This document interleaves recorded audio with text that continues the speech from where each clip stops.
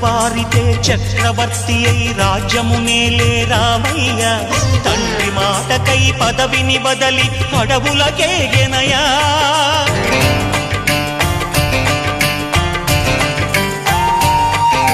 మహిలో జనులను కావగ వచ్చిన మహావిష్ణు అవతారమయ్య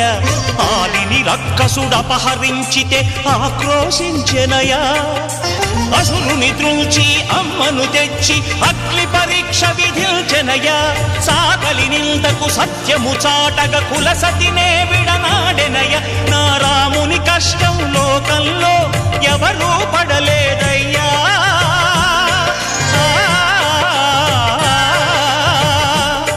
నా రాముని కష్టం లోకంలో ఎవరూ పడలేదయ్యా